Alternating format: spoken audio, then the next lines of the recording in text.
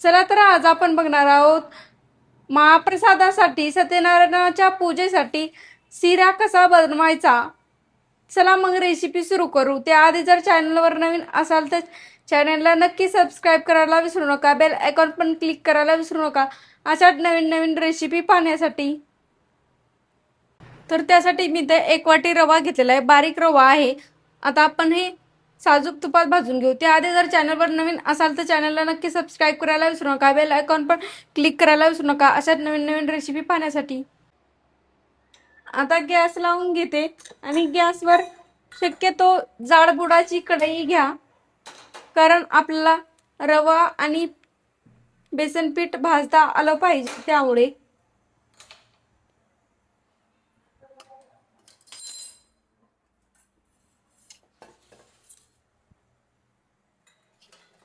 आता कढई ठेवून दिल्यानंतर त्यामध्ये टाकून देते तूप।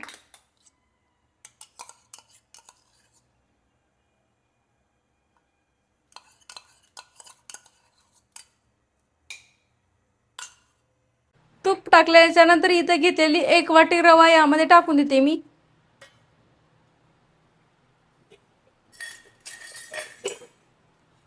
आणि रवा हा भाजून घ्यायचा आता बदामी रंग येईपर्यंत।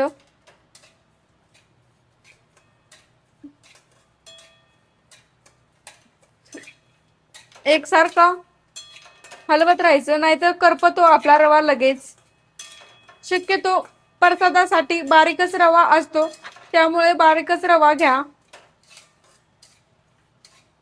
जाडबुडाची कढई घेतल्यामुळे सर्व साईडने हलवता पण येतं आणि रवा भाजतो पण छान।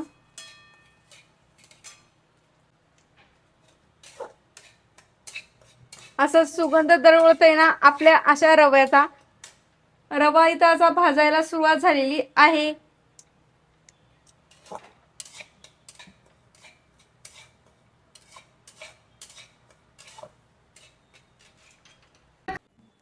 तर त्यासाठी मी इथं गॅस लावून घेतलेला आहे, गॅसवर कढई पण ठेवलेली आहे। आता पुढची स्टेप बघू काय बनवायची। तर इथं मी अर्ध केळ पण घेतलेलं आहे आपल्याला शिऱ्यासाठी।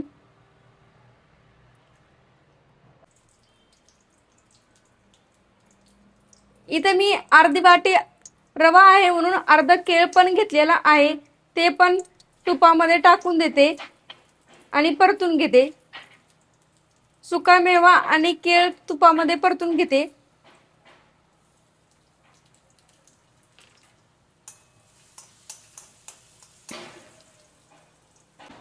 इथे तयार झालेला आहे सुका मेवा आणि केळ पण तुपात परतून। आता गॅस करून घेते बंद आणि थोडं साईडला काढून घेते। आता थोडासा रवा साईडला काढून घेते आणि हे केळ आणि सुका मेवा यामध्ये टाकून देते।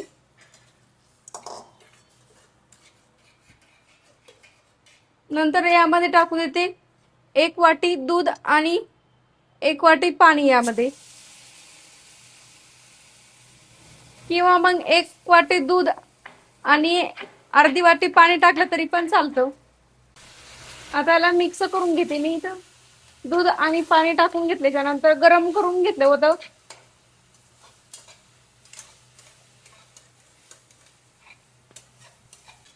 नंतर यावर थोडीशी साखर टाकून देते। 1 वाटी रवा म्हणल्यावर 1 वाटी साखर यावर टाकून देते।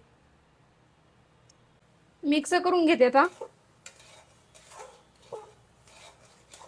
हे पाहू शकता इथे तयार झालेला आहे आपला शिरा पण असा। आता मी काढून घेते।